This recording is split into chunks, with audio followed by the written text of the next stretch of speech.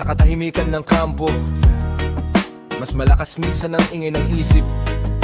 Hindi lahat ng laban ay nasa digmaan, minsan nasa puso ng sundalo.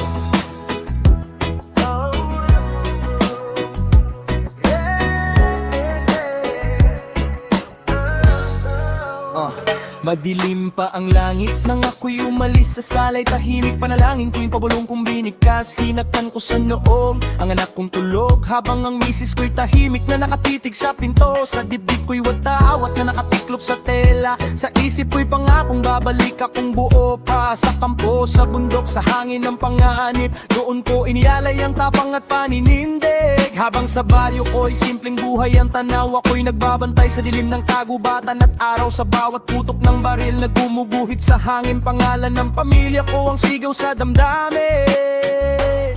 Bayan kong mahal, bakit ganito? Ipinaglaban ko pero pamilya ko'y nagugutom. Kung may sugat man ang puso ng sundalo, mag-asa pa rin ang hawak ko sa bukas na darating. Bayan kong mahal, bakit ganito? Ipinaglaban ko pero pamilya ko'y nagugutom. Kung may sugat man ang puso ng sundalo, mag-asa pa rin ang hawak ko sa bukas na darating. Yeah. Isang gabi sa kampo, tahimik ang paligid. Mga kasama kong sundalo tulog na sa sahig. Sa cellphone ko may kumikislap na ilaw, mensahe ni misis mula sa aming bayan. Pasensya na mahal, kulang na naman ng pera ang bigas sa tindahan, parang ginto ang halaga. Si Bunso nagtanong, kailan ka raw uuwi? Hindi ko nasagot, napaluhan na lang ako dito sa gabi. Napatingin ako sa langit na walang sagot, habang ang hangin sa bundok ay malamig na sumasagot. Ako'y sundalo na kayang harapin ang bala, pero sa gutom ng pamilya doon ako natatalo.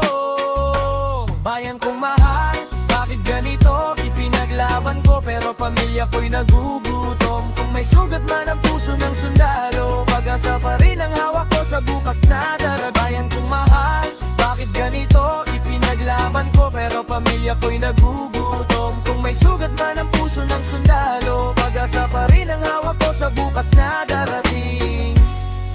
Sa radyo may balito tungkol sa proyekto at pondo, mga planong pangako nasa papel lang tumutubo, habang ang baryo namin naghihintay ng tulong. May ilan na sa kaban ng bayan ay kumukuha ng baon. Gusto kong sumigaw sa gitna ng lansangan, sabihin sa mundo ang sakit na nararamdaman. Pero ang kamay na sinanay sa sandata, hindi para sa galit kundi para sa pagtatanggol ng bansa. Ang panata ko'y hindi lang salita sa hangin, ito'y dangal na hindi kayang bilin kung may abusong kumakain sa kaban ng bayan. Hindi bala ang sagot kundi pagbabago ng lipunan. Kaya kahit ang anak ko'y minsang nagugutom, hindi ko gagamitin ng dahas sa maling panahon. Dahil ang tunay na lakas ng isang sundalo ay ang pagtindig kahit mag-isa sa prinsipyo.